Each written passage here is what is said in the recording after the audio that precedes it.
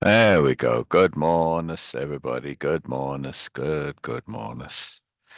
So much morning. Ah, it's just brilliant. And it is just brilliant. Just brilliant. Hope you're well. Okay, we're live now, Norma. We are live now. Live now. I just type that to Norma. I love it. I love it. I love it when you're here, Norma. I love it when you're here. Brilliant, brilliant, brilliant. We're going to continue with our capital R reading of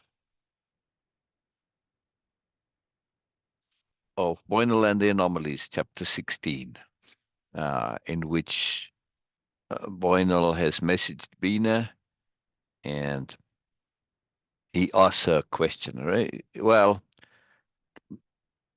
yes, he does ask a question, but it's a peculiar question. I mean, he does ask a very specific question, even though it's a bit peculiar. It's an anomalous question, even though on one sense it's ordinary, but it's the way he asks it.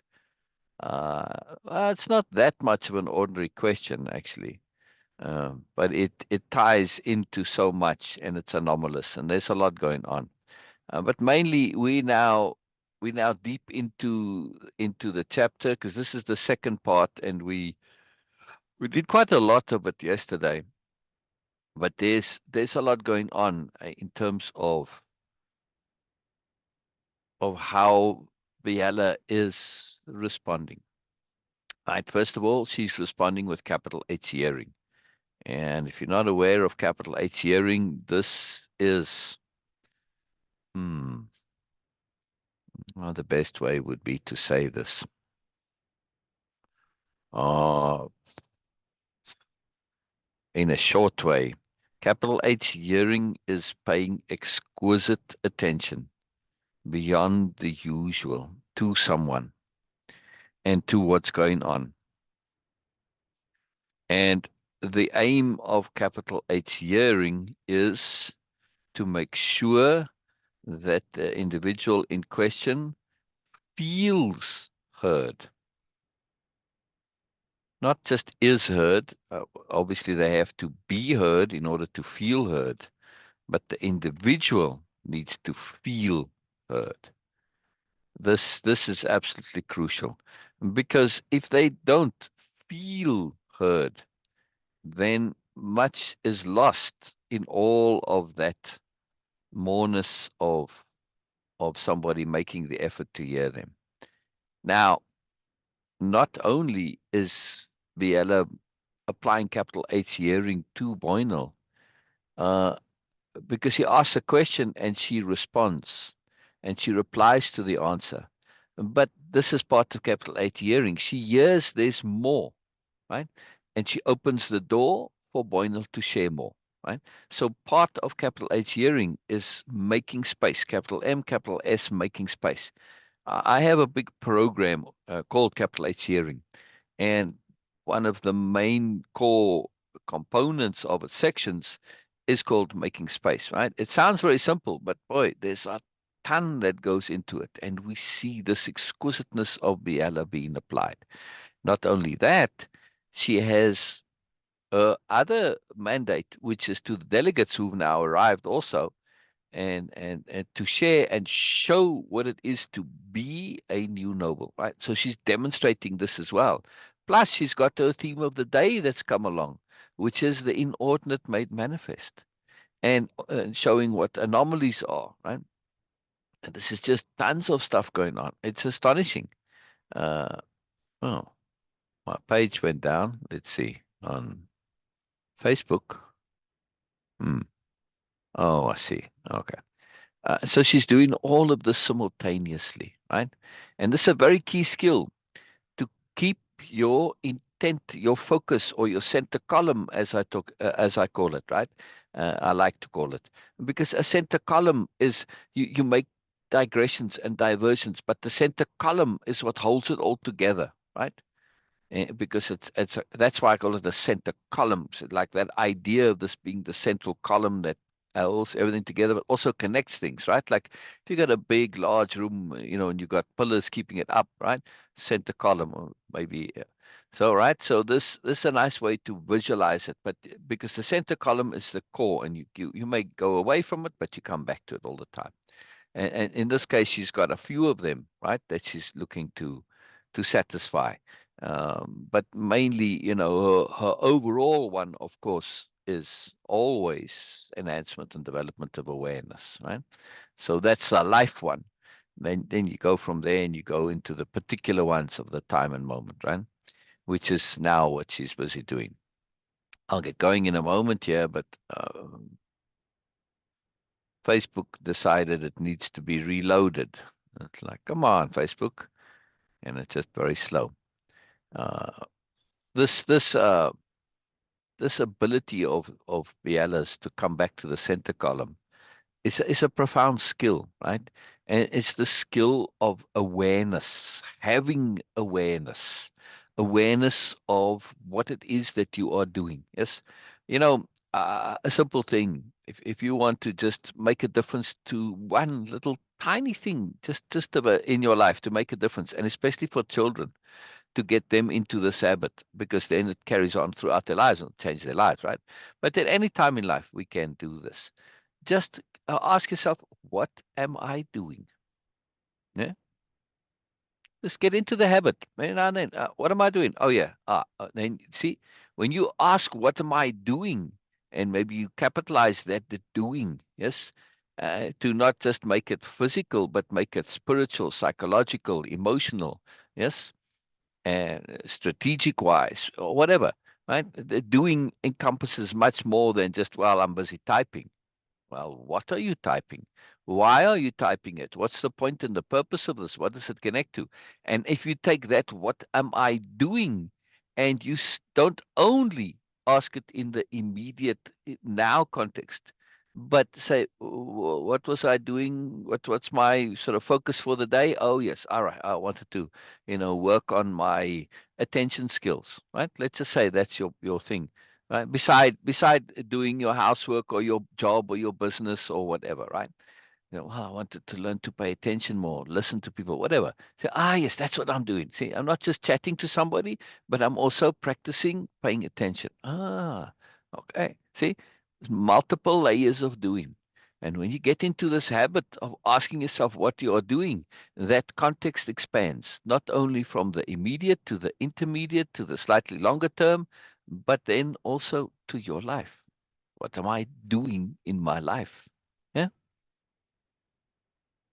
Well, you could say many things, but typically, if we're not preparing for death in some way, then, by the time you get there, well, I was so busy doing all this other stuff.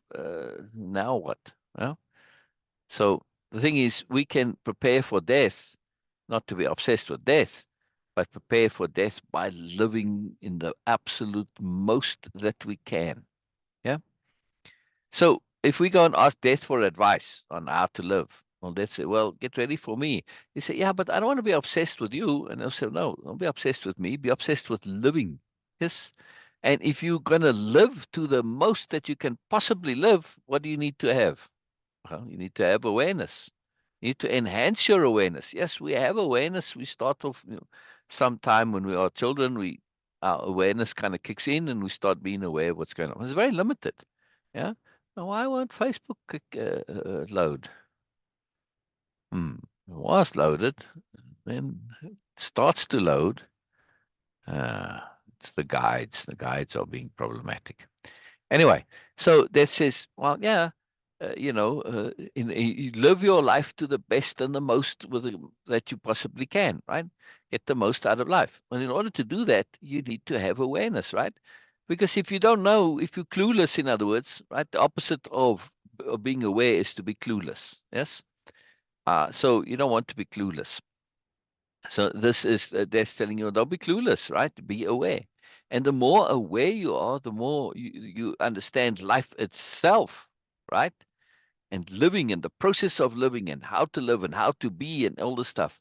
Well, by the time you get to death, at least you've got some clue as to what's going on. Yeah.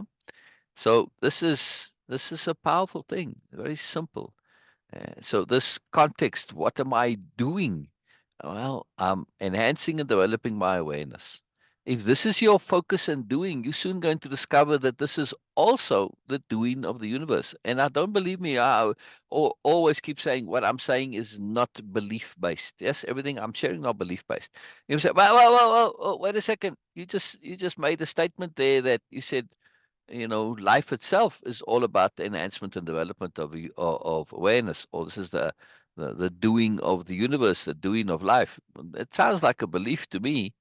I say yes, until you go and test it, right? Starts off as a belief, maybe. Well, more accurately, if you're going to go and test it, then it changes from a belief to a hypothesis, right? So, what is a hypothesis? A hypothesis is essentially a speculation, right? A posit, if you want to. You're saying, well, I'm saying this, and I'm going to go and test it to see if it works, right?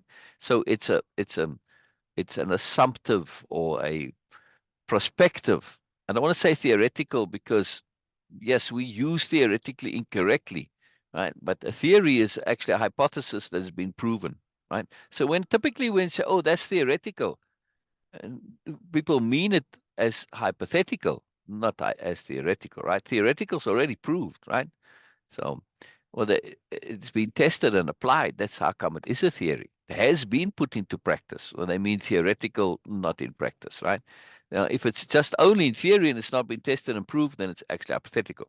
All right. Well, anyway, so this statement that I'm making, take it as a hypothesis, which says, oh, I'm going to go and test this to see if life is all about the enhancement and development of awareness. The moment you look at life through that filter, suddenly you're going to see it everywhere. You're going to see, oh, I see. Oh, wow.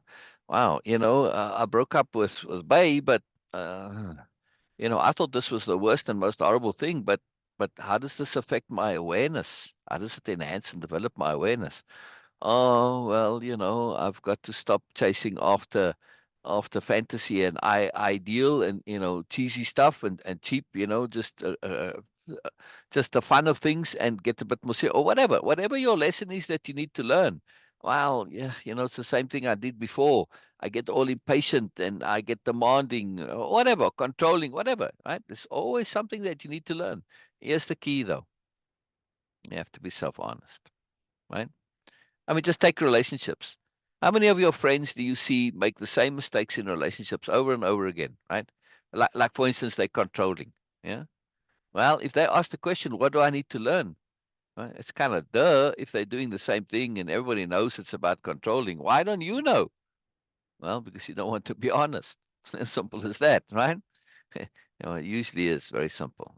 Right. Sometimes it's a little bit more complicated, and then you don't know, and well, that's where anomalies come into it. Right? You get this weird happening. What's the point of this weird happening? It's totally wow. There's a dove that's flying past me, but it's flying upside down. I've never seen an upside down flying dove. What the heck does that mean? See, now, when you look at anomalies, they're always personal and individual. Right? A lot of people look at anomalies, and that's why I don't use the word omens, because that's old language and it's a mess. There's a lot of baggage with it, right? And they think that these things have a specific meaning. No, like a dove in some way, it's a symbol of peace or love or whatever.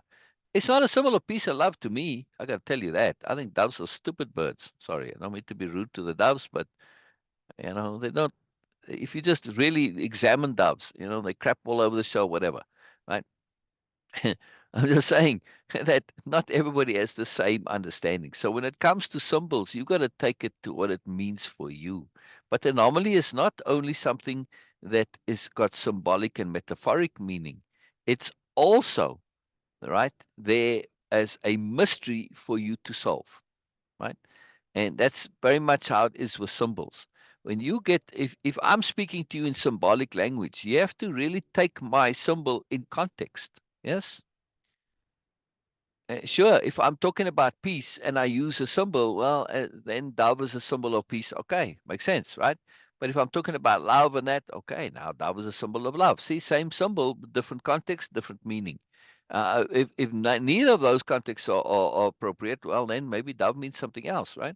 And when it comes to the language of the universe, it's talking to you, you, personally, you and you alone, right? It's geared to you. So now, when you want to understand what's being said, right? What am I doing? I'm, I'm, I'm looking to enhance and develop my own awareness.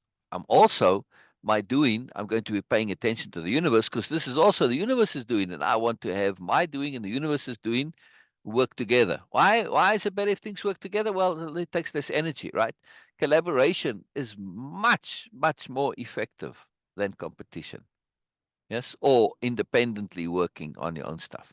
Collaboration, not necessarily cooperation. There's slight variance there. It's similar, but when you collaborate, you are eagerly looking to take what the other person brings and add it to what you have and add yours to theirs, and both adds each other's to theirs, right? So you've got kind of three things going on. And then also, if you start to utilize the environment and just the world and stuff around you, you look to fit that into what you're doing, and what you're doing fit it into that. See, extra collaboration. All of these things gives you 1 + 1 + 1 equals more, right?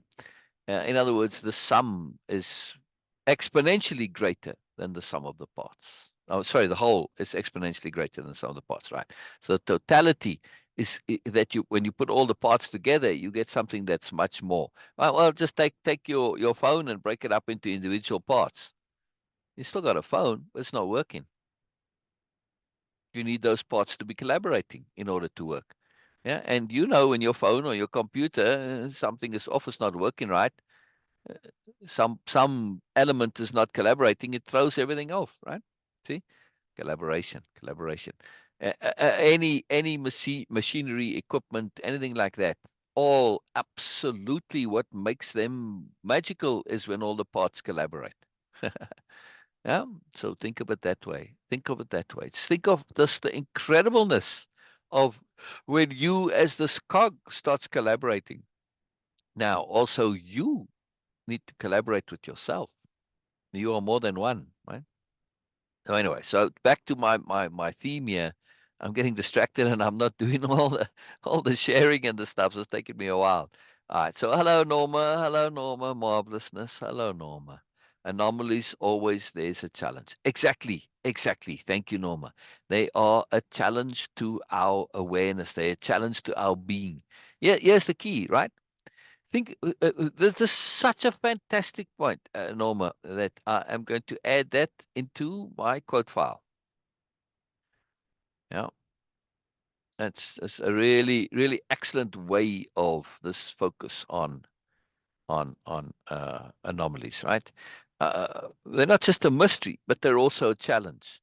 Why? Because they are there for the purpose of enhancing and developing your awareness, right? And if your awareness is going to be enhanced and challenged, doesn't it have to stretch and grow somewhat? Yes,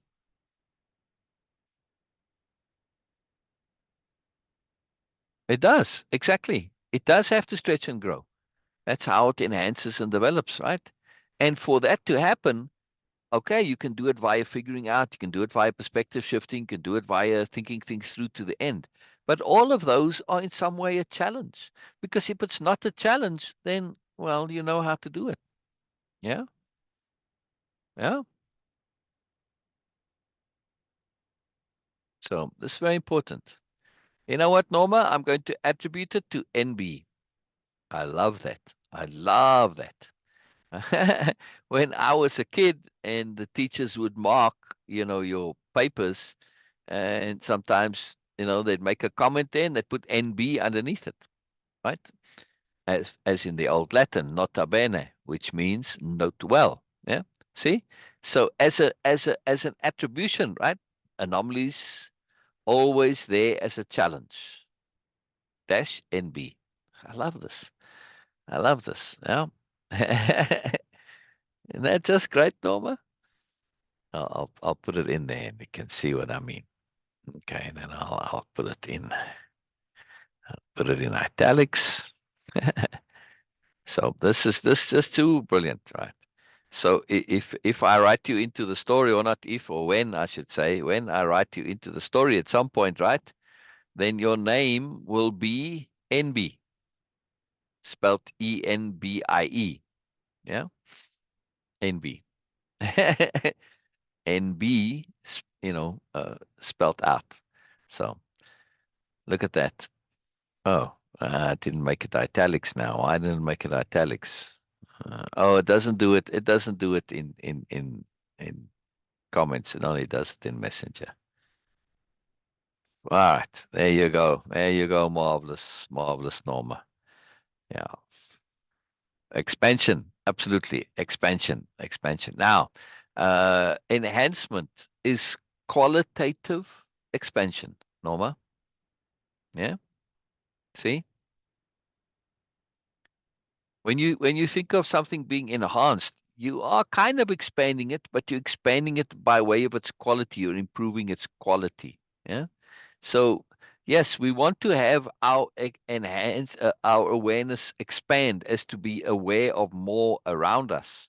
But that's, you can say, just the natural development of awareness that happens through development. The more you develop your awareness, the sort of broader and more extensive it is, and the more you see, right? But enhancement means you develop qualities like discernment. Yes. And then from discernment, you put it all together and you develop capital U understanding, right? Like really understand the moreness, the layers, the connectedness, etc. Right? That's why I have this ADU little um what do you call it when you make something uh when you make the capitals out of something? I forget now. Anyway, but it's more as a mnemonic device, right? ADU, awareness, discernment, and understanding. It should really be ADUA, ADUA. But ADU's got a nice ring to it because that's the start. Right? So awareness, then from awareness, because you can be aware but not necessarily have discernment. Then you apply discernment. And when you start applying discernment to your awareness, to what you're aware about, in other words, you start figuring it out, you start looking at the layers, you start looking at the connections, the moreness of it, right? That's discernment. And then once you've done that, then you put it all together and you get understanding. Capital U understands, like, I see now how things work. I see now the moreness of it, the bigger picture, etc. Right? This is very, very powerful. Very, very, very powerful. Then then you need to apply it, right? That's why the extra A there is. So ADU are the tools that lead to application. Because if you're just going to go do things blindly, right, and cluelessly, well, what happens? Look at your own life when you did things blindly and just without thinking and just jumped right in and you just assumed, etc. Right? What happened in the past? Well, it pretty much ended up to be a mess. Yes. Or problems came. Not always, but when they came, if you look back, well, did you do it with awareness, discernment, and understanding? No. Did you do it with impeccability? What the heck is that? Oh, okay, well, we'll get to that another time, right? But the start, of course, when you apply awareness and discernment and understanding, you're quickly going to figure out that, impeccability is a big part of it all, right? So this is a huge deal, because impeccability is about doing things in such a way that you cannot possibly have regrets. Let me repeat that. You know what? I need to add that. I need to add that exact phrasing to my list of understandings about impeccability. I sent them to you. I think I did that, but let's see.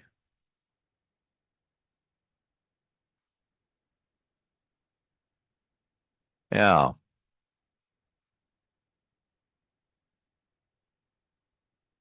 yeah. Acting so we cannot have any regrets. It is there. I was going to say it should be there, but I just phrased it differently, and it just caught my ear as being different. And this is very important, right? So when we acting now this is applying awareness, discernment, understanding, going really further. You get to things like impeccability. What a fantastic way to make decisions, and you making them in such a way that you cannot have regrets. This is fantastic. Yeah, which means that no matter what happens, right? Doesn't matter whether your decision turns out to be good or not good, or works or doesn't work. It's totally irrelevant. If you have no regrets, does it matter? No, it doesn't matter, right? And this is a really magical thing. Then we start getting into the real magic of it is that when you are impeccable and you make impeccable decisions, whichever way they go, it always turns out in your benefit when it comes to the enhancement and development of awareness. So you end up, if they don't work the way you intended them to go, you get fortuitous mistakes. This is a magical, fantastic thing, right? And this is something in the story that Boynal is not aware of. Now, it doesn't come up in the chapter because it has come up elsewhere, and there's always more to add, right? So you can't add everything in. It's just not viable. Just not possible, right? Um, decide with universe approval, precisely. But it's more than that, Norma, right? Impeccability means that you are going to be thorough, diligent, scrupulous, conscientious. You're going to do your due diligence. You're going to do your thorough research. Yeah. So impeccability is more than that. Yeah. It's more than just getting the universe's approval, because the universe won't just give you your approval unless you've made the effort to do it yourself. Yeah. In other words, if you task your child with a project, right, and they just whatever, and just put something sloppily together, and they come say, "Is this okay?" Right now, let's say they get lucky, and that is kind of okay what they're doing, and you say, "Yeah, all right, it's okay." Yeah, what have they got? What have they learned? Nothing. Right? As a dutiful, responsible parent, you cannot give them that approval. You have to withhold it. Yeah. Now, the universe doesn't sit there and and it just will be silent until you come with something. So if you ask and you get nothing, well, keep going, right? So this is very key. Now, the only time the universe needs to give its approval, it's very efficient with its attentions, is if it's needed, right? In other words, if you're really stuck. So the universe won't really give you approval, it will give you a path, because the universe is not in the business of approving what you do. This whole approval thing, this is hierarchy and superiority paradigm, right? You don't need to have approval from the universe. The only time you really need something from the universe is when you're stuck and you don't know which way to go, right? Because other than that, you need to approve your own stuff. You need to develop independence of being, right?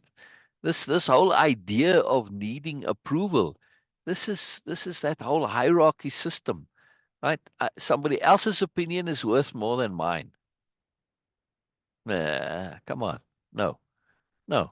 You need to trust yourself first and foremost. The only time I cannot trust myself is when it comes to the future, or when it comes to things in the present that I'm trying to make a decision, but I cannot access all the data and information. It's not available to me. It's available to the universe, not to me. That's when the universe steps in, right? It will assist you, not help. It will assist you when it comes to that which you are unable to know. Unable. See, that's why you've got to be thorough and diligent and scrupulous and conscientious and do all of your due diligence, yes, and your research to make sure you've done whatever you can do. When you've done whatever you can do, then if there's more that needs to be done, that's when you start to get the anomalies, right? So, oh, there's more, right? That's when you can check with the universe. But first, you got to do it yourself, because this is the universe's mandate, is to enhance and develop your awareness, right? Not just yours, but everybody's. So if you're not doing everything you can do, well, then you've got to do that. There's no point for the universe, right? There's stuff for you to do, right? So we have to really understand. We can ask the question, yes, but again, right? The question needs to be an earnest question, right? I've explained about earnest questions, right? How they get attention and asked. Now, what's the difference in a regular question and an earnest question? If I just come to you and say, oh, well, how does life work? And I've made no effort to think about it. I say, well, if I'm a responsible parent, I say, Johnny, Sally, Susie, go and think more about it. Right? Clearly, if they're just asking because they're lazy to think for themselves, if I answer, I'm simply now condoning and encouraging their laziness. I'm rewarding their laziness. I cannot do that as a responsible parent. Neither can the universe, right? An earnest question, on the other hand, is clearly when somebody has thought about it in detail. And this is an important issue. right? That they really want to know. So it's not only earnestness doesn't only imply or is a consequence of making that diligence and thoroughness and effort to answer, right? And doing or being impeccable, in other words, in your efforts. It also has got that added element of importance to it. Yes. So if we're going to ask the universe a question, make sure it's an earnest question, because this means I've done everything that I can to answer this and I can't go any further. I'm stuck. Plus, this is really important to me. If it's not important, well, okay. So what? Don't waste your energy. Don't waste time and focus on it if it's not important. Yeah. I mean, does it matter? No. Earnest questions, it matters. So now that matterness, that importance adds to your intent. And when you're asking a universal question, it needs to be asked as an intent. In other words, you have to have this intent to know what's going on, right? Because it's the intent that connects us to the universe, to spirit, to moreness. Yeah. This is very important. So yes, Norma is asking a question, but asking an earnest question. So an earnest question is a very powerful thing. I wonder if I have earnest question in my dictionary of power. I've got earnestness, yes, but I'm not sure if I have it as a um, as a hyphenated compound concept. I might have, I got so many things in there, but doesn't matter. See, every now and then I go and sort it, and if it's there, then all right, fine. Then it will be, I'll just have a duplicate. It doesn't matter. It's very powerful to add these things in as they come up, right? So earnest question is a thing. It's a moreness. It's a concept of power, right? So earnest question, when you're going to be asking the universe, ask it as an earnest question. And you see now, this is very, very, very connected here, wonderful Norma. I love this. In this, that no, no, no, not NMB. Oh, maybe we can put it in there. But see, I like it as NB, just NB, Norma. Why? Just as NB, I'll type it there. Because NB is the just the letters NB is the abbreviation for nota bene, which means note well, right? Pay attention, in other words. Yeah. Come on now, uh, Facebook. I wanted to reply to your comment, and it took me somewhere else entirely. It's like, hello. No. See, that's why I don't want to add your middle initial in there, Norma. See, and just have the two.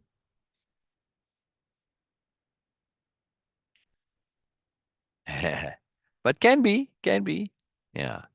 I mean, that would be, note moreness well. I don't know what moreness would be in Latin, but it doesn't matter. We can have nota morenus bene. Yeah. How about that, Norma?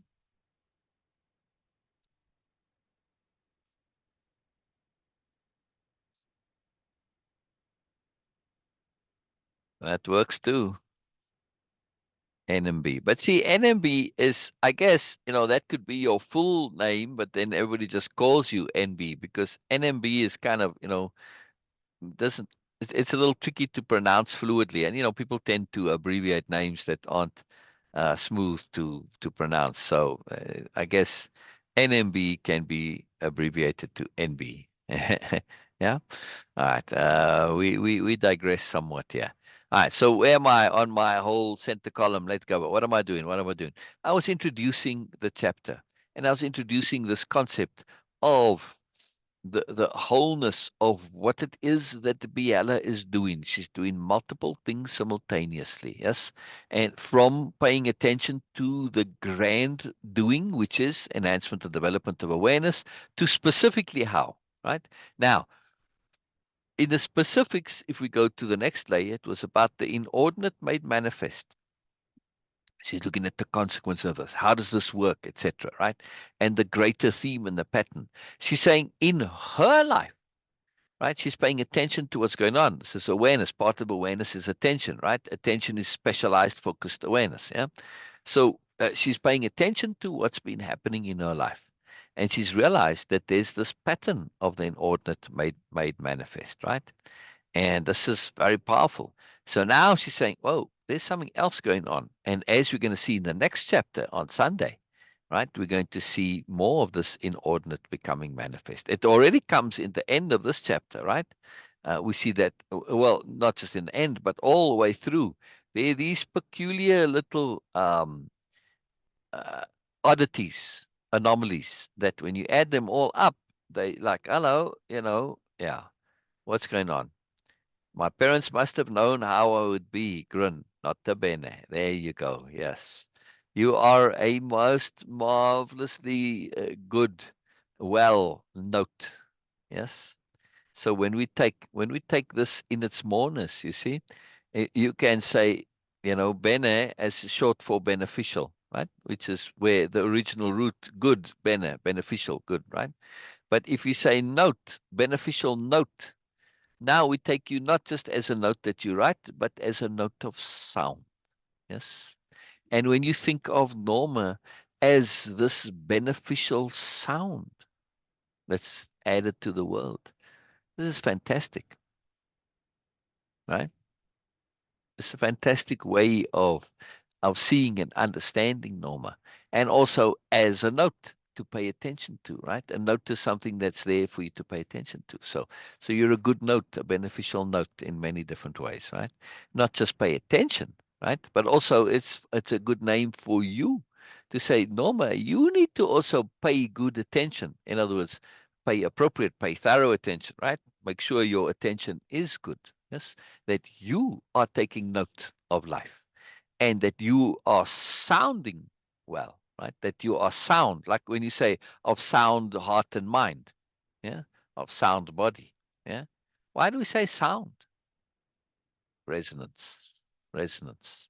When you've got a good sound, a beneficial sound, it has capital R resonance. It's vibrating, the frequency, everything is right. See, like the aum, right? That's a beneficial sound, right? Well, according to that whole system, it's the most beneficial sounds, the ultimate sound, right? Mostly in English it's written as om, but it's really aum if you're more clear. I see now it's starting to change. People are starting to spell it as not om, right? But it's aum. Because if you really listen to the way they chant it, it's aum, right? It's not om. It's, people get it a bit wrong because they don't listen carefully, right? Anyway, I love that, Norma. I love how it's just so magical in there. Now, why am I still on Nobelia? Yeah, I have to go back to Syl. All right. So many things to do, and I got lost in my sharing, and so I was very slow in getting all the technical stuff, noting and marking the whole to share it, share it to the group, share it to my page, all that stuff. All right. Now I need to get back to Facebook. So a lot of stuff going on. A lot of stuff going on. Miss Bina's still on vacation, but anyway, I did chat to Bina. They were out of town, and because of the political situation where Bina is, right, and they got a lot of drama going on there. They got the former prime minister who's a complete scoundrel, right? BMN. He's like Trump and others, right? Just not a good person at all, and a manipulator, very charming and all this, but complete liar and a manipulator, right? And that's what a BM is. It's BMN stands for bullshit manipulator narcissist, right? And the bullshit usually comes through in their ability to charm and lie in a way that's palatable, right? That's the difference in a bullshitter and a liar, right? The bullshitters are bullshitting is lying, right? It's just a fun way of saying lying. Oh yeah, but they're just exaggerating, they're just kind of adding and all that. It's a way of making lying acceptable. No, it's not. Lying is lying, whether it's done nicely and pleasantly or whatever. No, it's still lying, right? The intent of bullshit is to deceive.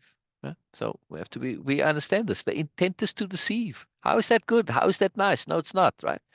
So this tendency of the world to try and make lies palatable, who does that benefit? It benefits the BMNs, right? And lots of our culture, most of our culture, comes from BMNs. Be aware of this. But that's another topic for another day.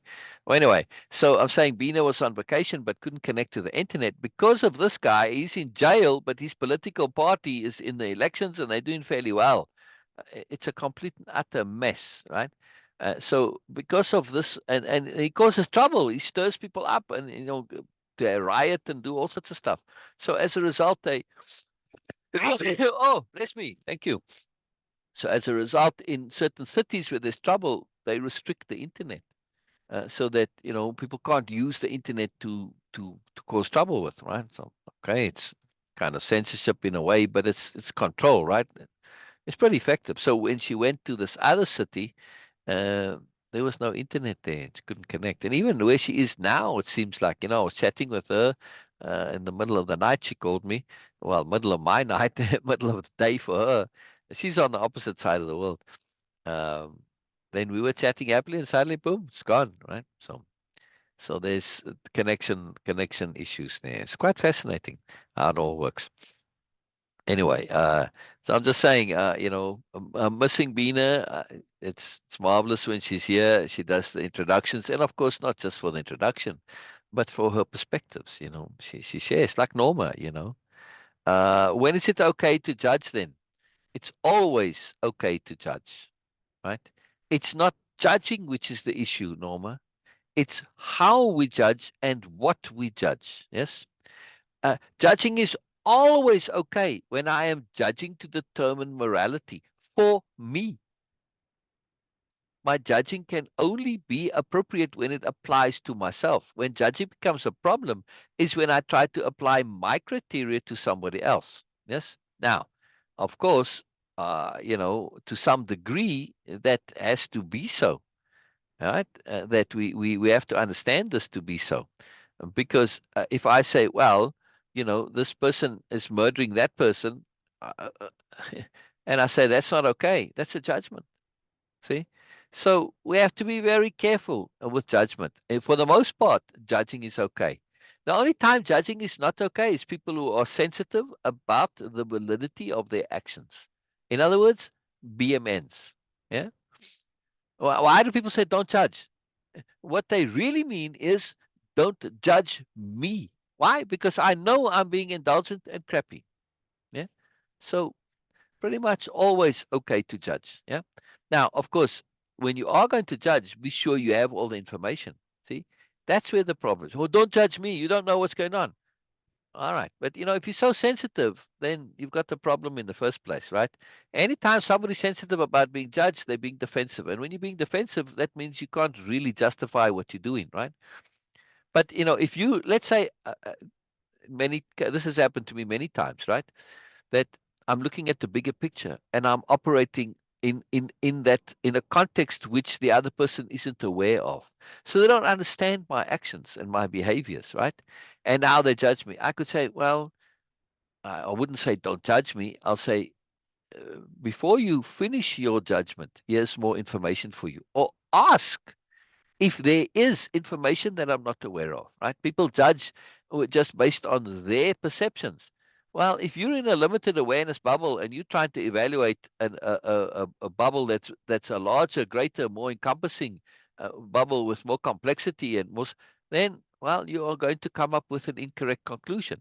And this is what you want your judge to do, right? When, let's say, you literally go to court, yes, and well, for instance, you take the law into your own hands as yours truly once upon a time did, right? I we had renters. We had a double-story building, and we lived upstairs and the bottom downstairs for a restaurant, right? So we had renters in there, and I changed the lock on their door. Yeah, I just took the law into my own hands. We're renting; it's their property, their premises for all intents and purposes, right? It's as if when you rent it to somebody, they have rights very similar to the owner's rights. Yeah? So how can you just go and change the lock on somebody's door? It's completely illegal, right? But it turned out that my action was appropriate. It went all the way to the Supreme Court, and my actions were vindicated. Yeah, yeah. I was like 18 or 19 or something at the time, right? somewhere around there. I was a young man. Yeah. So this is a very powerful thing. It's like really, really, right, quite incredible. Yeah. Uh, and the reason for that is because sometimes you can break the law to prevent a bigger crime. Now, somebody looking at me and judging, like if a judge didn't see the bigger picture, like the first judge, right? I mean, because it involved a lot of money, um, it automatically went to a higher court, right? Because it involved substantial money. So the first judge in the case, right? Actually, when we went in the system there, you get lawyers and then you get an advocate. Like a regular lawyer can't take your case to these higher courts. You need an advocate, which is like a super lawyer, right? The advocate didn't want to take the case. He said no, and he wanted us to settle. And I just I'm a young man, I'm there with my mother at the time, and I'm just like listening to this, right? I don't want to say much. What I know, I'm just. But eventually, when he kept trying to push my mother into the settlement, I said no. We cannot do this. It's not possible because the settlement we couldn't afford to settle, and besides that was wrong, right? But it just was not an option, was not the path. So I said no, we cannot do this and we have to take it to court. And he argued, and I said, no, well, then I kind of like said, hey, but we're paying you. You need to do what we say. Oh boy, this just freaked the guy out. I mean, who am I? I'm just this kid, who knows bloody nothing. And yeah, I'm telling him, this big shot advocate, what to do. Now I was aware that an advocate and a lawyer, they have to follow your instructions, right? Doesn't matter whether it's wrong. Actually, they must advise you if it is wrong. But if you want to insist on your wrong path, they have to follow instructions. So he was stuck, right? Because he's already accepted to be the advocate, right? Either he's got to quit being the advocate or he's actually got to follow. So he says to me, "You'll live to regret this." He was really angry, right? Anyway, now he's got to go to the case and make the best case. Now, he was a very sharp advocate and he had a big chip on his shoulder, and he was a young advocate, of being this young advocate, but not a senior advocate. He was still a junior advocate. It's the only one we could afford. So turns out to be a very good choice, right? Because he was this sharp guy, but he didn't get all the credit he was. Also, he had attitude problems, right? But now he was forced to really make the effort to look at this case thoroughly, and then he saw the bigger picture. So then he made this case, and the judge could see that, yes, in the small context, I was breaking the law, but in the bigger context, I was being appropriate and being thorough. Like for instance, if I see you about to murder somebody, I can step in and prevent that. And if that ends up in your death, well, okay, so be it, right? Justifiable homicide, in other words, such a thing, right? Homicide in general is illegal, but there are exceptions. So when we understand this in the bigger context, my point is about judging, right? That judge judged in the bigger context, and that he wrote a 32-page judgment, which was unheard of. Mostly you get a couple of pages, right? 32 pages. I mean, when the lawyer came and when he brought the result, because that's how, deal with the lawyers, via the advocate goes to the lawyer, just extra money. Well, anyway, he was astounded. He'd never ever seen this, never ever heard of this. It was unheard of, right? So this is important to understand, right? I'm sharing this long story, Norma, to answer your question, right? It's always okay to judge. Just make sure that you are a thorough and an appropriate and an impeccable judge, and particularly make sure that you are well informed, which means you are looking at the issue in all contexts. Yes. So there's always judgment. We can't get away from judgment. If we don't judge, how are we moral? How are we ethical? See, got to judge, got to judge. This whole judge, don't judge, don't judge. It's BS, absolute rubbish. It's the BMNs looking to cover their asses, right? Because they absolutely cannot stand the scrutiny of judges, right? Because it's bullshit manipulation for the purposes of their narcissism. Yeah. So when you start to really look carefully, then you see it's bullshit. You see it's manipulation. You see it's all about narcissism. None of those are justifiable, defensible, right? And their whole little world implodes and it's hollow. This is what BMNs are all about. They're all about covering up their hollowness, right? They're so stuck in this idea, I've got to be important, I've got to be important, I've got to be special, right? But they aren't it. They don't want to make the work to really actually learn, to really enhance and develop their awareness. They don't want to do the work. They want to shortcut it. They want to lie about it because you can, and people will believe it, and you can get a lot of value out of it. But of course, it's short term, right? And it starts to implode. The more you pretend and say, "Oh, I'm special, I'm this," but it's all hollow, right? When push comes to shove, or when you got to act on it and demonstrate, then it falls. So then you've got to lie, which is more bullshit, right? Because you can't lie directly, that's dangerous. But bullshit, you can always bullshit leaves you an exit exit strategy, right? Well, I didn't quite mean it that way. Bullshit has always got obfuscation involved, right? I've got a whole book on this, by the way, the connection of bullshit to the superiority paradigm. It's all there. It's all there. So yeah, no, judge away, judge away. And anytime somebody's afraid of being judged, right? Then you say, why? Why? Why? Why? For me, I welcome being judged. I say, please bring it on. I mean, if your judgment is really thorough and I come up a bit short, and I'm going to say, wow, thank you. Oh, this is something I got to work on. If you earnest about self-improvement, which is if you're in this group that this live is in, right? Self-awareness, self-improvement, self-discovery. If you're really earnest about that, yeah, well, then you're going to welcome something that, well, I come up a bit short in the judgment. Okay, I'm going to work on this. Thank you very much. This is brilliant. It's a gift. Yeah. So if we're honest and we have self-honesty, we love being judged because it's always, obviously you want somebody to be thorough and scrupulous in their judgment. That's taken for granted. Yeah. But this is a powerful thing.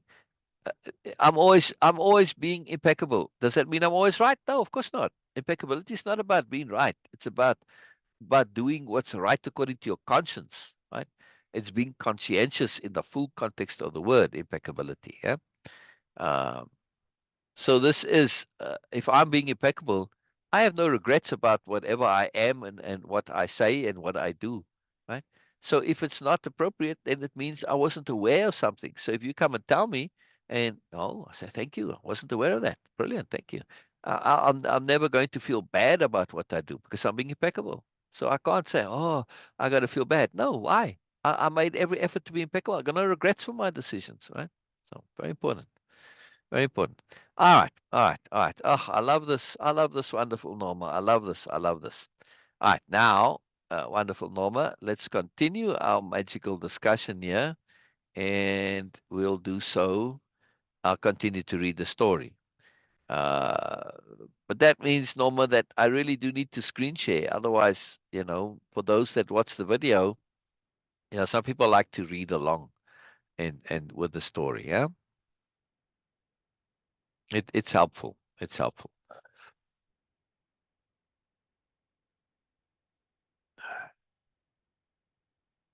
You just get a bit more out of it when you read along, Norma. And for some people like me, I much prefer to see the written than just rely on the sound, right?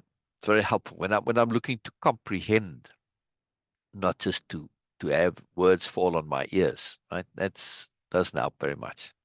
All right, so Biella continued. I'm just continuing where we left off yesterday, more or less. And she's discussing this point about motivation, right? A really deep point about capital M motivation, right? We come to a point where our inner compass of want, capital W want, is now aligned, capital A aligned with everything, right? And this is when we understand we've really looked at our wants and we've been impeccable with our wants. And we said, I can't want what is bad. I can't want what is crappy. I can't want what is indulgent, right? So therefore, if I cannot want what is crappy and indulgent and bad, then my wants must be good. It's like duh, right? So this is the previous point that she made now. So she's just wrapping it up. We come to a point where our inner compass of want is now aligned with everything. Since whatever we want is always good, is always impeccable, at that point we can do precisely what it is we want. I mean most precisely and intimately, no matter how illogical it may seem. Right? I'll give you an example of this. I stopped working one day. Well, at the time I was doing flea markets. I was doing very well. It was fantastic. I worked 2 days a week. That was it. And I went, put up my stand. It was a really big stand. Okay, it was a huge stand, but doesn't matter.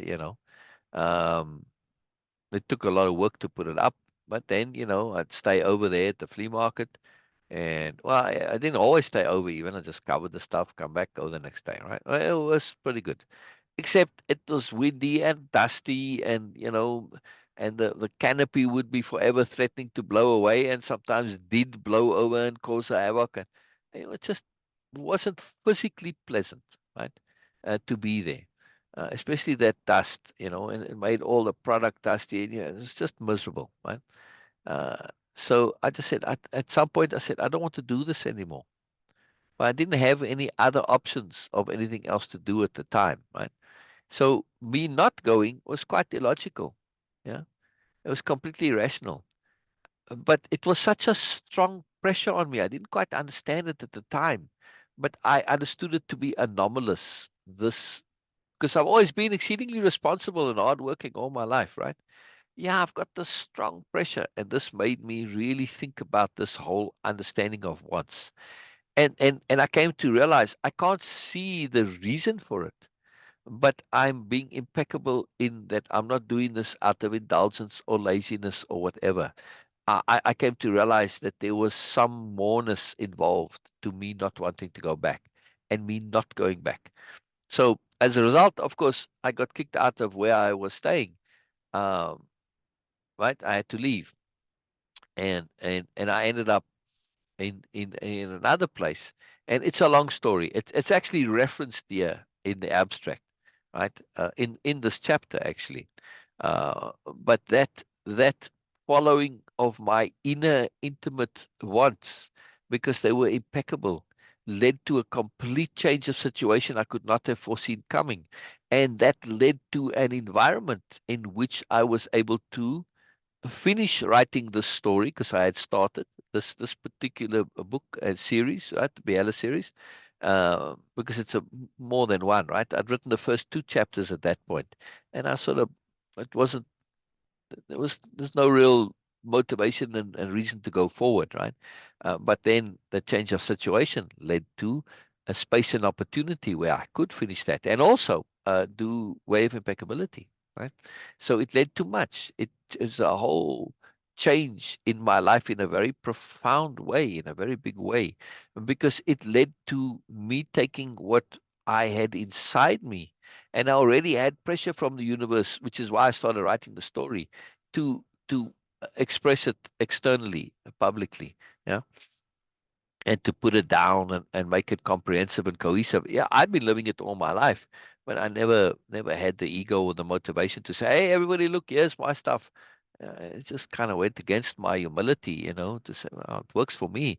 My humility just so anyway. I ended up doing it because of pressure from the universe, but that irrationality and that illogicality led to the opportunity where I could do all of the stuff, and it changed my life path in a very profound way, right?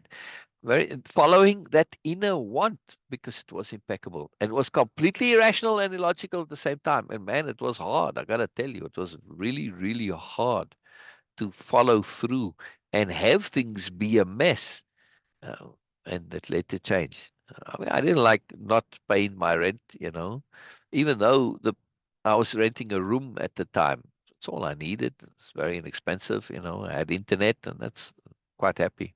I lived with this couples, older couple, but I helped them like tremendously. I mean, they were very sickly and full of stuff. So I didn't feel too bad because, well, I did way more than a renter did, right?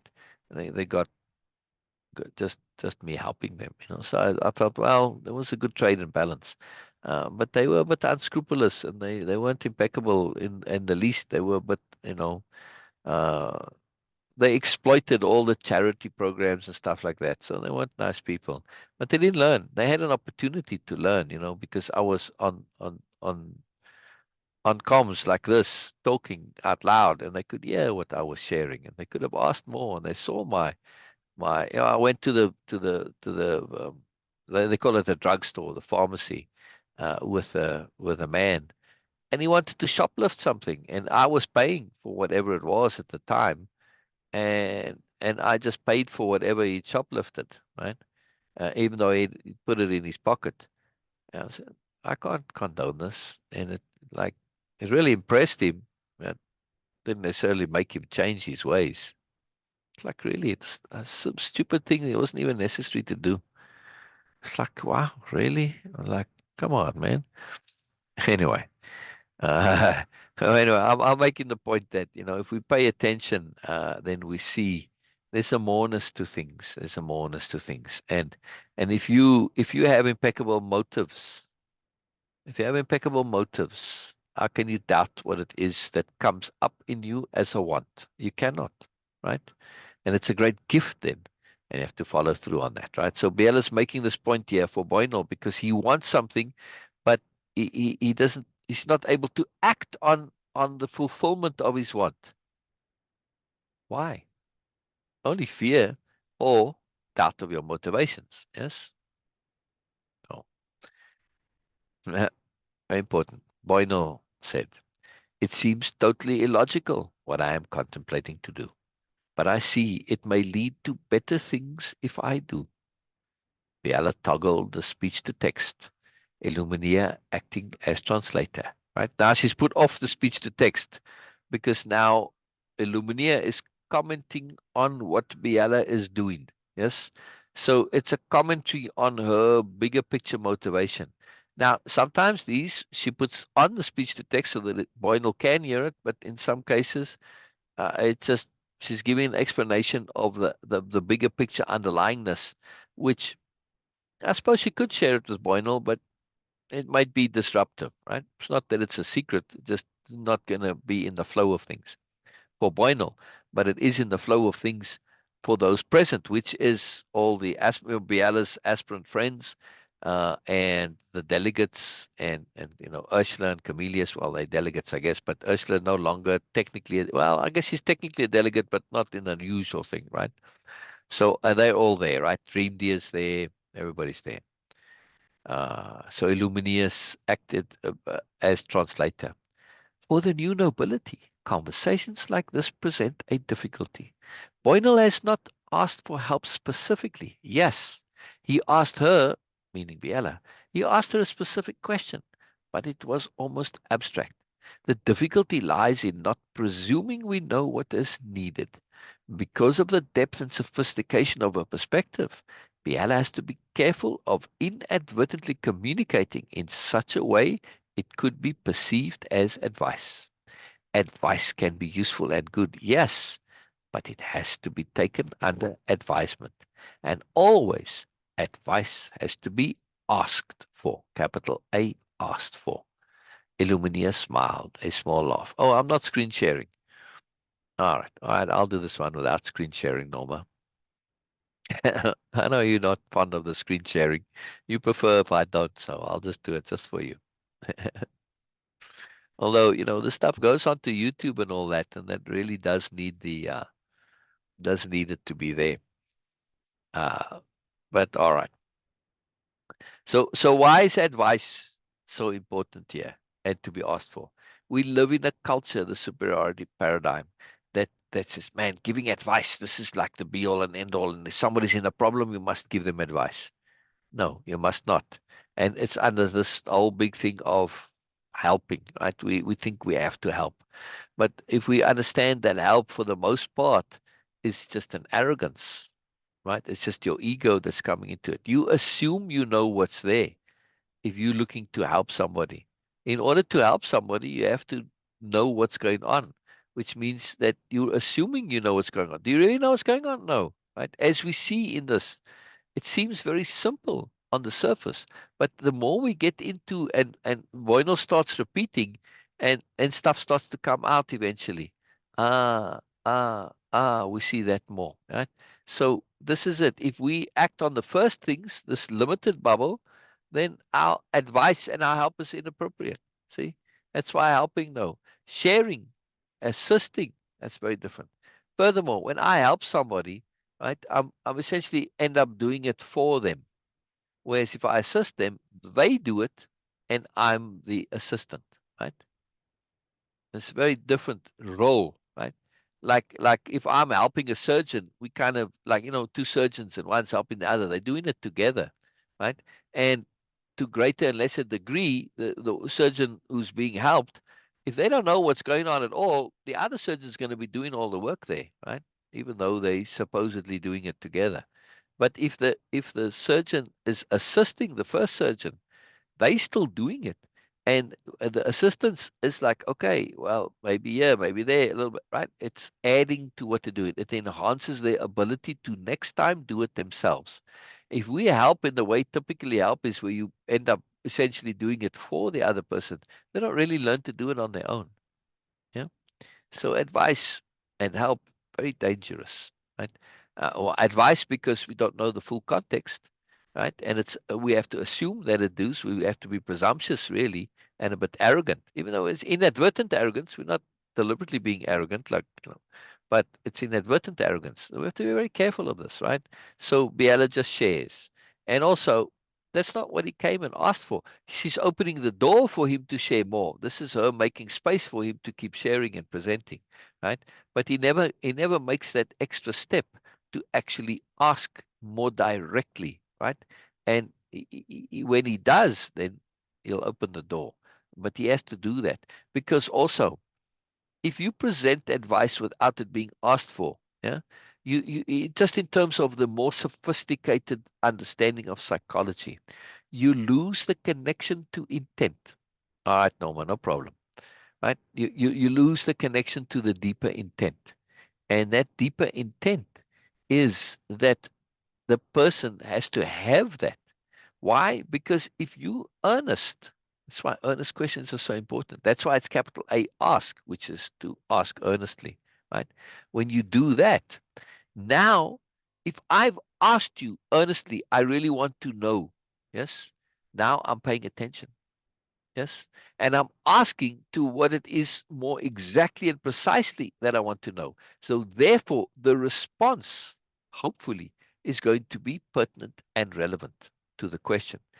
And that means, right, when you have this connection of this enhanced awareness and focus, not only on the question, but also on then the response to the question. Yes. Now that because of that emphasis, it rewires the brain. Yes. So we need to be really careful when we are responding to an earnest question because that emphasis literally rewires the brain. So if I give advice and my advice is potentially wrong, it's going to be associated with that question and it's going to then be wired as the answer. However, when the person has to decide for themselves, when I present it as a sharing and they got to choose, a sharing is, well, it's up to you whether you want to use this or not. You've got to decide. They now need to make it their own. And whenever we make things our own, typically our brain automatically of its own accord says yes, but, and it kind of tries to, at least to some extent, figure out if this is valid or not, right? Now the responsibility is yours. Now you've made that connection. So typically, because we tend to be naturally a bit humble, the association of the response, right, or the solution is one which says, okay, this is a solution so far, right? We know that because I've decided it's open for revision.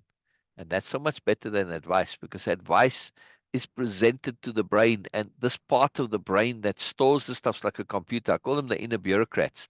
They don't really have a greater understanding, right? They just kind of go by implication a lot. So advice is okay. This can be filed as definite guaranteed solution because it was presented as that way. They're kind of mindless in that way, right? So when we really understand nuanced psychology, we see these layers, right? That's very, very powerful. Very, very, very powerful. So that's why advice is very problematic. It's a big topic, right? I mean, I could do, I don't know, there's the whole book just on the psychology of advice and the problems involved, right? It's a big deal, right? Or that would be a nice title, The Problem with Advice. Very problematic, very, very problematic. So don't ever ask for advice. Yeah. Ask for suggestions, options, multiple perspectives, in other words. Much, much, much more beneficial. All right. So this is, right, Illumina is explaining there, right, has to be taken under advisement, and always advice has to be asked for. Illumina smiled a small laugh. Continuing, she said, we have to figure things out for ourselves. Now she's sharing, and she's in the same sharing mode. She's adopting the appropriateness of Biella, right? Because she's assisting Biella now. So she's borrowing Biella's mandate, which is explaining or showing what the new nobility are about, what it is to be a new noble, right? So when she says we have to figure things out for ourselves, this is a statement of, it's like a declarative statement, right? She's laying the foundation. She's saying this from the context of the we being the new nobility. She's speaking on behalf of the new nobility, not we as in humans in general, right? You can take it that way because it's a self-evident statement, right? And why? Because if you don't figure it out for yourself, it's never your own. So, okay, if you want to take it as this, then you're going to see that she's sharing something which is a self-evident sensibility, right? And this we can do because we are not saying it is so. We are not being presumptive. We are not being arrogant, right? Which is the problems with advice. We have to figure things out for ourselves. We can be supplied with the materials to build our own path, right? Now she's making this, putting it in a very particular style here. Now, if somebody was listening, say, okay, somebody could have interrupted her there, one of the aspirants, and said, we have to figure out things for ourselves. Why? They would say, isn't that like advice to say we have to figure things out ourselves? Uh, because it's very close to, we must figure things out for ourselves. We have to. It's kind of the same thing, right? And then she would explain what I just explained, right? We can be supplied with the materials to build our own path, but in the end, we have to put them together ourselves. Right? Now, this is a very key point she's mentioning, and she's saying it in a different way than I've explained many times, right? It's like when you give somebody a house, right? That's the end result. When you give them the tools to build a house, they can build a house that's appropriate for them. No matter how much you may think, oh, this is a wonderful house and it's appropriate, it's going to be very hard to get it exactly right the way they want it, right? They're always going to go and tweak it and adjust it a little bit, right? So if you really want something for the rest of your life that you're potentially going to live in that's totally right for you, build it yourself. Right? It's much more potent, much more effective, and much more appreciated, much more enjoyed, and much more connected too when you build it yourself, right? So much more value, in other words, to be gained from that which you build yourself. So she's making this, we can be supplied. In other words, it's when we figure things out ourselves, you don't have to do it completely from scratch every time, right? You can be supplied with the materials and the tools and say, here you go. Okay, now do it yourself, right? And that's typically how things are. And this is what Biella is doing. She's supplying materials and tools. Yeah. Yeah. We add tools in there.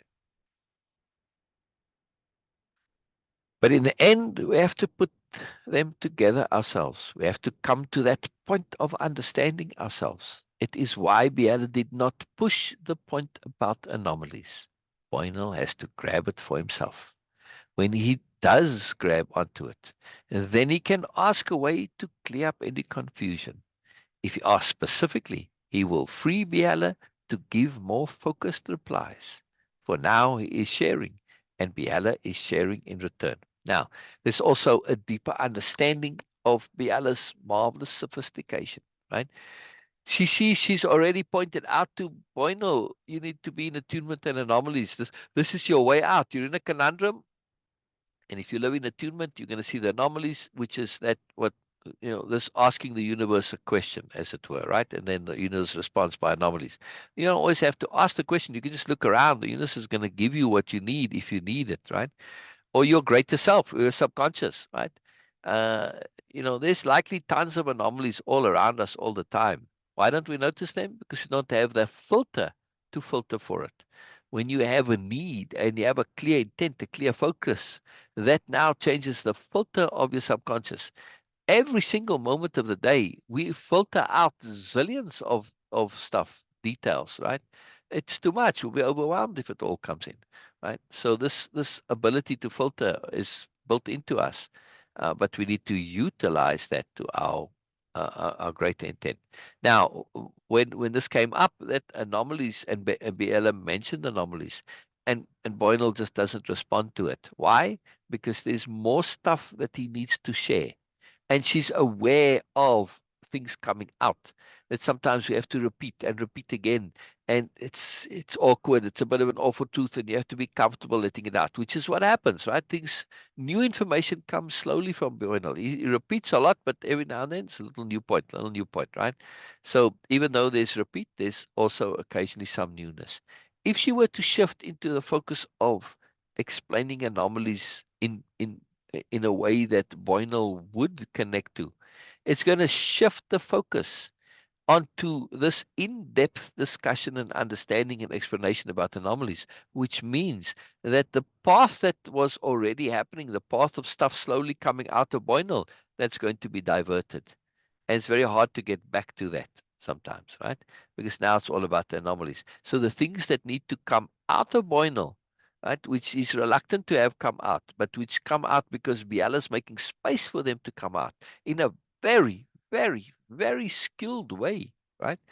In a very subtle, very delicate, very considerate way, right? She's allowing him to repeat and feel comfortable with repetition, because most people don't feel that, feel like they're wasting your time, right? And she does all of these things to make space for him to let things kind of come out. And they come out of their own time. They come out a bit slowly sometimes. They're a bit reluctant, right? So she's this capital H hearing and making space. It's like coaxing these reluctant truths to come out. Yes. And we have many reluctant truths. I'm actually going to add that to my dictionary of power too. That's not my dictionary of power file. That's my quote file. Come on now. Where are you? Uh, Here we go. It's a nice conception. And again, see these power conceptions, they they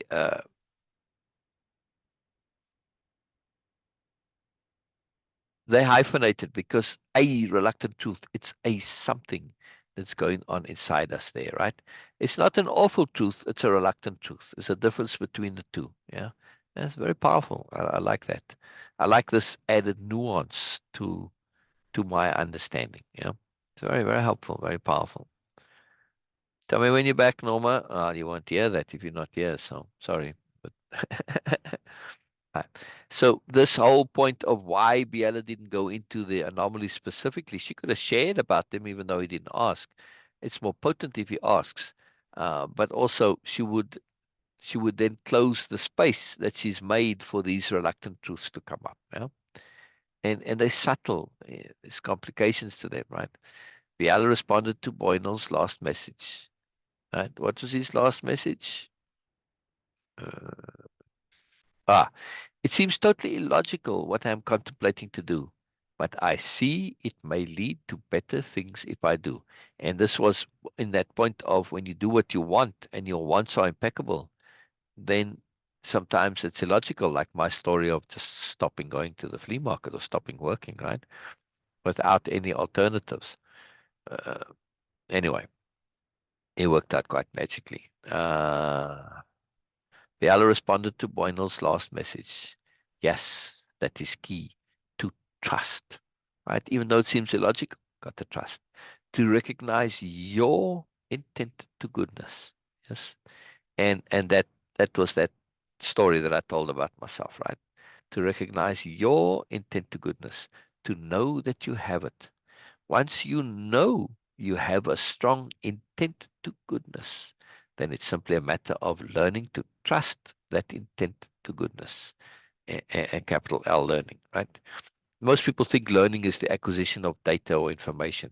That's not learning, no, right? Awareness, discernment, and understanding on its own is regular learning, not capital L learning. Capital L learning is when you add application. Yeah. So that's why I changed it to the L there. Then it's simply a capital L. It's simply a matter of learning to trust that intent to goodness. Now, intent to goodness is a very, very potent and powerful um, power conception. It's in my dictionary of power, and every participant, it's in theirs too, right? Understanding that you have an intent to goodness. Just this simple conception and awareness of this concept is transformative. Ask yourself, do you have an intent to goodness? Ask yourself that. All the wonderful people that I know, almost everybody has it, even though what they understand goodness to be can become very corrupted, right? If you grow up in a criminal family, right, you get taught that it is good to be a criminal, right? And your intent is to be a good criminal because you see criminality as a good thing. Yeah. So we have to understand that goodness is very, very subjective and it gets corrupted. In the superiority paradigm, to be good is to have status and be important and have people's approval and all of this stuff, right? So we try and do this because we're trying to be good. We're trying to be good in an inappropriate way, which leads to an associated power conception, which is inappropriate application of goodness, again hyphenated, right? And if you look around you, you'll see this is the sad reality of most people's lives, that they end up immersed in inappropriate application of goodness, right? Because your understanding of what it is to be good has been corrupted, and it's a fantastic tool of manipulation. Our cultures, for the most part, has been set and implemented or constructed or created or pushed out by BMNs that are saying you should do this, you should do this, right? So they say what is good, and then they say you should. Now, should, what does should mean? Should implies that it's something that has to be done because it's good. But if you have like you should be famous, you should be wealthy.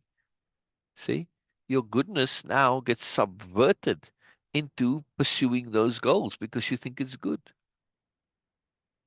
It's the BMN's goals, not my goals. You know? It's to justify their own shallowness and hollowness, right? This craving for power and all of this. It just comes from fear and inadequacy, right? And insecurity. Underneath all narcissists, really, and BMNs and manipulators, it's always insecurity, right? Right. Then it's simply a matter of learning to trust that intent to goodness. And of course, waiting until the last second, staying completely open to external input. It seems magic tests us that way. Again, Illuminia is, Biella is saying so much here as she does, right? She's sharing, but she's sharing these power options. She's sharing a philosophy that if you go and think about it, it's this magical gift that, make it your own. Think about it, figure it out, right? It's self-evident sensibilities to the nth degree, right? Waiting until the last second. Think about that. Right? You say, yeah, but aren't you asking me to believe? No, just think about it, right? When you make a decision, right, and you lock yourself into it, yes, but and you only need to make your decision, let's say next week, right? So now there's a whole week that can come by where you've already decided and you're now closed essentially. Because when you decided, you stop being open to input, right? So if something new, some new data comes along, uh, you may not notice that new data because you've already in your mind closed down, right? You're not open to new data, right? So you don't even notice it. It's there, but you don't notice it. You don't see it because your filter has been adjusted by making the decision, right? But if you say, well, I'm only going to decide at the end, you'll be astonished at how much things come due because, okay, you have, but said, look, here's something you weren't aware of. Ah, wow, I'm glad I didn't make the decision, right? Very important. And Boynal actually has experienced this from the sounds of things if you listen carefully to what he says here. Right? Maybe a little later. I know inside of me I don't want to hurt my son. See the moreness coming in you. He asked the question in a very abstract way. He said, do you think this cycle uh, gets tighter and quicker as it gets, as it repeats, as it loops, he said, right? A very abstract question. I'm not paraphrasing it now. Now this thing comes in with his son. I know inside of me I don't want to hurt my son, but I know he will hurt also if he is raised in the place I was. Then sometimes I think I'm overthinking. Now, I haven't mentioned this before, and Biella doesn't share this awareness that she has here, right? But if you think about this, there's an implication. It's clear from his other comments, right, that he's not living with his son. The son is living with a mother. But I think what is his reluctance here and his conundrum and the problem is that, yes, he's thinking of going to another country. But from this statement, it implies that he's thinking of taking the son with him, right?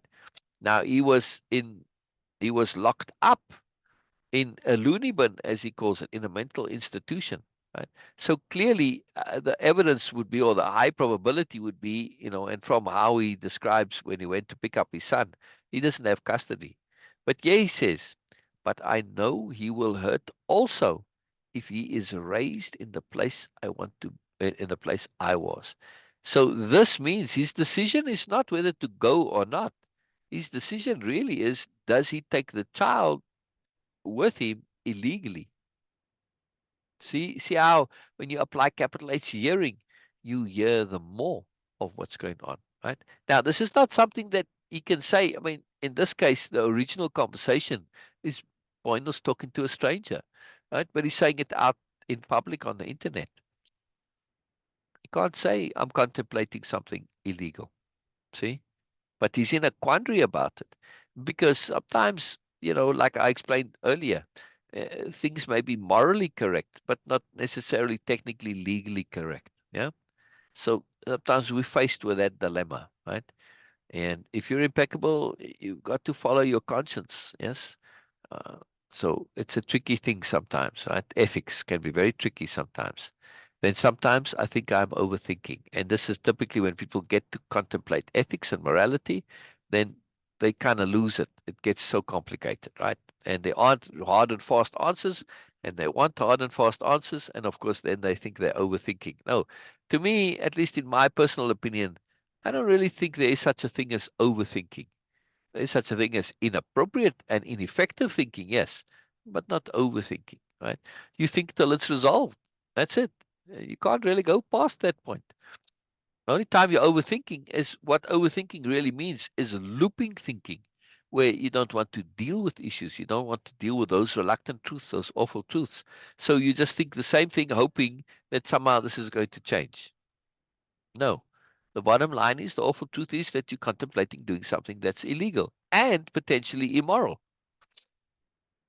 And you're putting your opinions onto the son. You may have grown up in a mess there, but it doesn't mean he will be, right? But I know he will hurt. That's arrogant. Yeah. I grew up in the same circumstances as the rest of my siblings. I am thoroughly, absolutely, completely, and totally different to them. There was a big drama, I mean, like real serious drama event that happened in our lives, right? There's a big scandal. I mean, may still be talked about, 40 years later, 50 years later, right? It was really like a massive scandal at the time. And this traumatized my siblings. For me, I said literally when the drama was busy breaking, I sat myself down very literally. It was a very unique experience to sit yourself down. It happens automatically. Your body sits you down. It's quite fantastic. There's no volition involved. I sat myself down and I said, this will either make me or break me. But I applied that, right? That was the point that made it useful. Simply having that understanding without the application. I mean, for instance, I learned not to be insultable, or you couldn't insult me. So I couldn't be teased. I couldn't be pressured. I couldn't be manipulated because of the scandal, Like, basically, well, that's my parents. What's it got to do with me? See, I never had that, whereas my siblings did. My point I'm making here is that I know he will hurt if he's raised in the place I was. Somebody could say, well, all the siblings were this. No, no, not necessarily. They would assume that because they would be in that same situation that I was in, they would be like my siblings, right? Boynal is assuming that his experience and his son's experience are going to be the same. That's arrogant. It most maybe is there's a probability that it's so, but you can't insist, right? It's all in your perspective. That all the stuff that came from that make me or break me. It made me. It was fantastic. It was a great gift from the universe because I used it positively as leverage. It was fantastic. I acquired independence of being as a result. It's fantastic. I learned to be fantastically strategic. I learned psychology, so much, right? My intent already had been before that to enhance and develop my awareness, right? I became aware that I was unaware and I was completely horrified. Yes, and all my life I've been aware how unaware I am, even though I've worked all my life on enhancing and developing my awareness. Right? I mean, the more you know, the more you know how much you don't know, right? So that's the case with awareness. You got to make peace with it. That's all right, Norman. That's no problem. That's no, yeah, yeah. No, I haven't had chance to read the email yet. No, I woke up late and I didn't have internet, so I couldn't even access my email. And the internet came back on just but when it came back on was just before the live, and I had to get ready to do that for live, so I haven't had a chance. So after the live, I will. So no problem, Norma, no problem. You always got to do what's appropriate and good for you. So right, this is always the key, appropriateness. Always, always, always.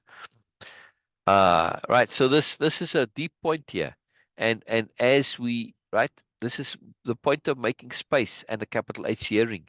You allow for that which is not said to be said. Right. You allow for the mourners to come in, and you're listening for that. Biella could hear that. Yes, you're sharing, but you're repeating, which means there's more that you're uncomfortable saying, and here it comes out, right, in a very subtle way. Yeah. But a lot of problems get raised here, right? His insecurity and his assumptiveness, his arrogance, right? And we're going to see why later on another problem that comes in. I'm excited for you, Biella said. Yeah. I'm keen to hear what that incredible, amazing input will be. Now she is bringing up, opening the door for, hey, dang it, for Boynal to share about anomalies more, right? And that are coming into his life. And Biella says, I have 3 friends right now, all simultaneously in the exact. Wow, come on now, man. Ah, it's this ongoing cold flu thing, right? You see, it's trying to come back now and assert itself. Yeah, no, no, sorry, you're not going to get it again. I have 3 friends right now, all simultaneously in the exact same process. One, which is Hayla, and there were 2 others. I don't remember who they were at the time, but these are real people who had the same problem. It was really amazing, right? Amazing. Yes, everything is a bane, right? Now, you say, well, if you were listening carefully, you'll say, what on earth, Biella? What do you mean everything is a bane? Yeah. The speech to text had made a rare mistake, a typo, in other words, right? And Biella had said boon. The most anomalous. She had not seen a mistake like it. Now, her comments a bit more sophisticated than ours, and the autocorrect is way more advanced, right? So it's like to make this mistake, it's almost impossible. Even with today's speech to text, or I mean autocorrect, it's in the context, right? Everything is a bane, which is talking about goodness. I suppose it could leave it, but yeah, I suppose it could. Anyway, but in Bialis, it would either check, did you mean Bain or Boone, right? It wouldn't just assume. But in this case, my typo that came out at the time. But I left it in there. I didn't correct it in the story because it's very powerful, right?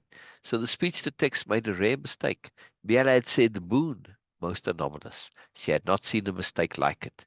Biella pointed to the oddity. Now, this helps the greater story part of the bigger, longer term story of how everything works out in Biella's world, right? There's a deeper story, a big mystery develops out of this. And I'm just using this to further that mystery, right? So this is a bit of storytelling part coming in here. But nonetheless, right? She leaves the mistake, and Biella's Illuminia explains on Biella's behalf here. Biella meant boon, but she would leave it. It allows us to see Boynal's level of immersion, right? Because if you're paying attention and you're saying, amazing, I'm excited for you, right? And all of the stuff, yes, everything is a bane. Biella, you've been so positive. Really? Did you mean bane? I don't understand. How do you mean everything is a bane? Right? You've been talking about everything being good, and it makes no sense, right? So it allows to see if he's paying attention, but he's not. Not in he hears some things, but he is not really paying attention, right? Otherwise, he'd pick up on that, right? And also, it is also a measure of how how honest and open are you, how willing are you to. I'm still here, wonderful, attending to Petal while listening. Hello, Petal. Give Petal a hug and a kiss for me, please. A kiss here on top of her head, right? Those are kisses of affection, right? Different kinds of kisses, many different types of kisses. All right, so hello, Petal. I'm glad you have Petal in your life, Norma. All right, to allow us to see Boynal's level of immersion. When we are immersed in our story, we don't pick up on the anomalous. It is an ordinary anomaly from Boynal's perspective, a magical one from ours, right? So that's why anomaly and anomalous are not capitalized here. Because from Boynal's point of view, they're just regularly anomalous. Like, oh, that's a bit odd. But from Biella and Illuminius, a capital A anomaly, because the com cannot make mistakes like this, right? So there's something else going on here, and it's confirmed later on, as we'll see, right? So it creates this deeper mystery. Now, this is me just utilizing the grand intent that I had an intent for the book, right? To write a story or at least share something that, yes, is the first intent was to apply to show a particular philosophy, the A plus philosophy and the nobility philosophy, the Moreness philosophy, the appropriateness philosophy, all of these things to show them being applied, to show them in action. Because I feel this is way more potent than writing it out in a non-fiction theoretical way, right? Petal heard me. Brilliant, brilliant, brilliant. This is wonderful. This is wonderful, Petal. Wonderful. I don't know you directly, Petal, but through I know you via Norma, and through that knowing, I love you. Yeah, because Norma loves you. So how can I not love you? Yes. So this intent of mine was also to have a longer term arc. 'Cause my intent when I started was for it to be a series. It's too much for one book, right? So it started off in my mind as I called it right from the very first chapter. I called it the Biella series, even though I was just writing the first chapter. I had no idea what was to come more, but I knew it was too much for just one book. So it always was a series. Yeah? So in this longer term series, I wanted to have a story arc, a series story arc. Yeah. And this now starts to bring up the story series. So I didn't know what it was going to be. I trusted that it would come to me via anomalies. And it did. Yeah? In this year, it starts to come. Just you see the magic upon magic, the morn is coming. Yeah. Oh, thank you, Norma. Thank you, thank you, thank you. Uh, so right, so it's an ordinary anomaly from Boynal's perspective, a magical capital M magical one from ours. Boynal added, I am the only one around here. I have been alone now for coming up to 2 years to get to here, and I have no wanting to go back into the world I came from. Now he doesn't elaborate. I assume he's in a situation where he's lost jobs. He's just working, on odd jobs here and there, and he's living in some remote place, some little shack or something like that, right? Stuff is not very, very fluid and very good in his life, right? From what if you put all of what he says together, it comes in little bits here and there, right? But when you start to put it together by implication, right? I have been alone now for coming up to 2 years to get to here, right? To come to this point of where he's at. So And he doesn't want to go back, like doesn't want to go and live in a regular town and into that world I came from. Biella looked at Illumina, who said, throughout Boynal's messages, this is Illumina speaking now, throughout Boynal's messages, there have been many oddities, nothing anomalous, capital A anomalous in themselves, but taken as a collection, very capital A anomalous. And it seems anomalies have come to us as the theme of the day via Biella, right? And the things that have happened for the new nobility from their constant abstract perspective. They come to see patterns or themes.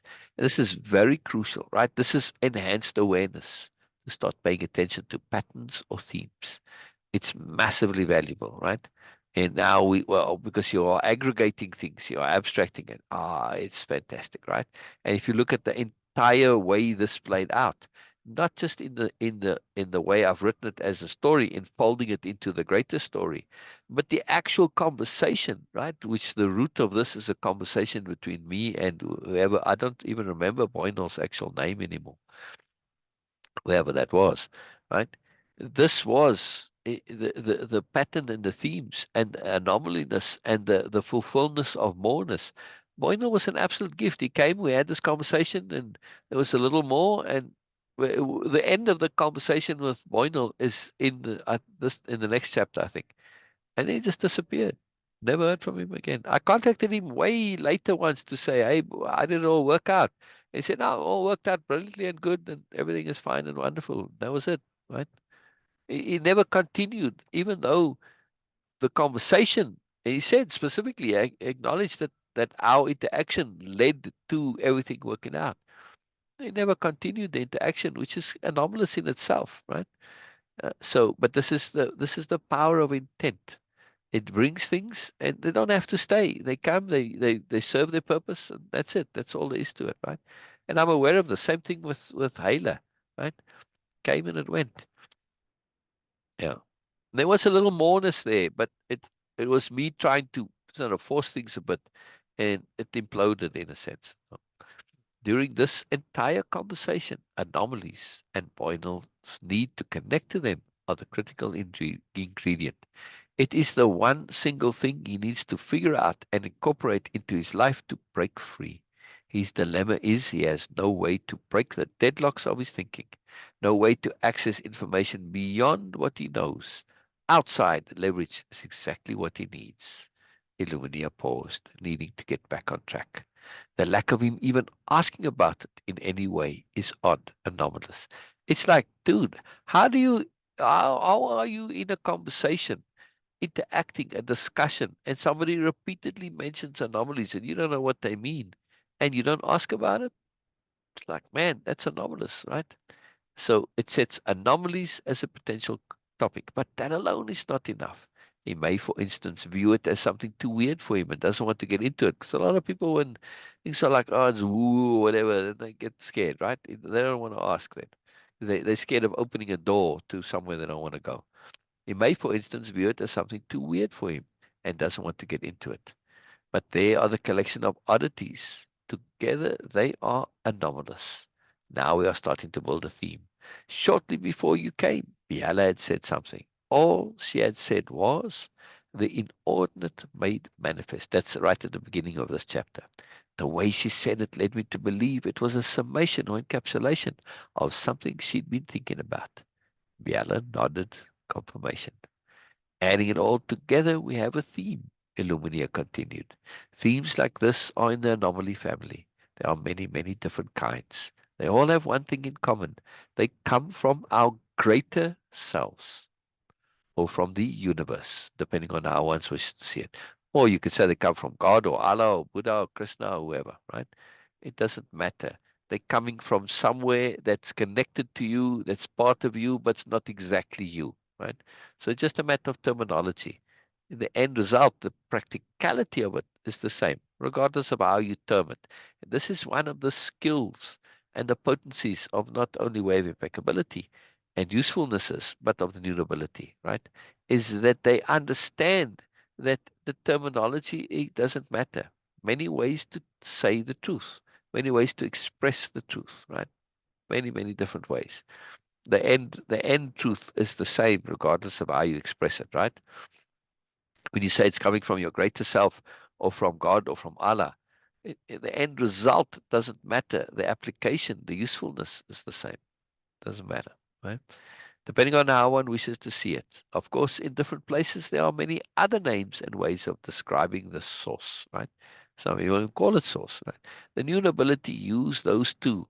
They use greater self and universe for the neutrality and lack of implication, relatively, right? I mean, the lack of implication is relative depending on where you are, right? Uh, and it is more implication in when you're in the context of the new nobility. But the essential issue is that a theme, as part of the anomaly family, is something coming from outside of us. We see it clearly here, at least outside of our typical consciousness. Like I said before, and as mentioned here, we need to be at least two in order to be consciously aware. Right? You have to have something like you can't see yourself if you don't have a mirror, right? And the mirror here is that additional self. Now, is the mirror self a real self? No, but it allows you to see yourself. Without that mirror self, you can't see yourself, right? Now, yes, when you are paying attention and you're looking, I can see my arms and that, but I can't see my face. And that's really where the self resides, is in the face. Yeah. And it's hard to see your posture and your stance just by looking. You can get a sort of an idea, right? But that's how it is with consciousness. To fully see ourselves, we need to have some kind of a duplicate of some kind, yeah, a mirror self, as it were. Now that mirror self can develop its own moreness. Yeah, it doesn't have to be just as this like a mirror self, which is something that's just a reflection, right? It can have its own life and independence, like when I'm talking to somebody else and I see myself through their eyes. Yeah, well, so there's a lot more to that, right? As something from outside of us. We see it clear. But the essential issue is that a theme, as part of the anomaly family, is something coming from outside of us. We see it clearly here, right? That things are coming externally to what we individually see. This is very, very potent. I'm going to end here because my nose is getting all blocked up and it's hard to speak a little bit. It's making my throat dry as a result because I can't breathe through the nose, I have to breathe through the mouth. So it's messing things up here.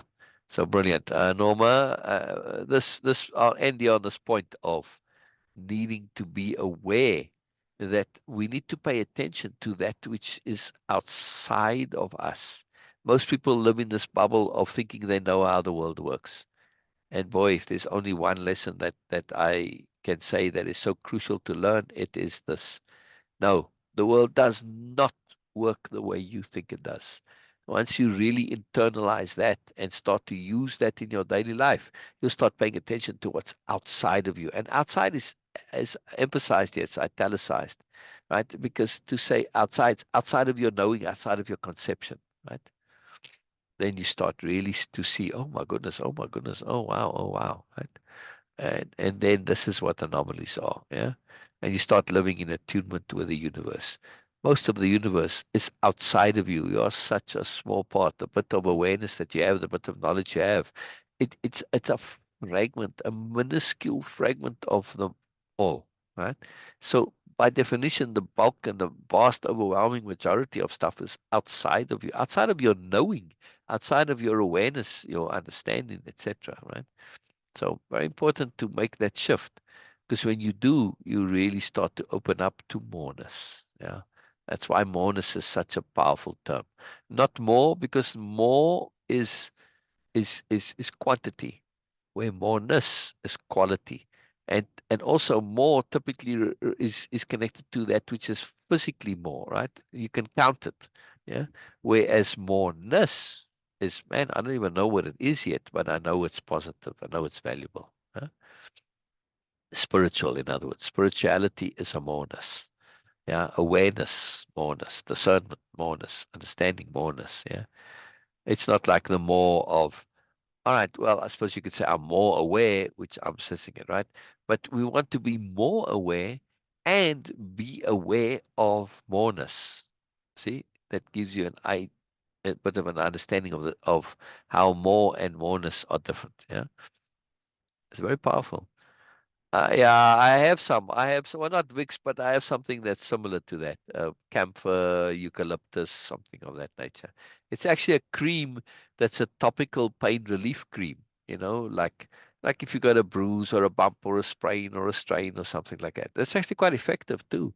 I just got it just for the hell of it. I didn't really have any need for it, but it's got a lot of camphor and eucalyptus and something else in that type that clears the nose.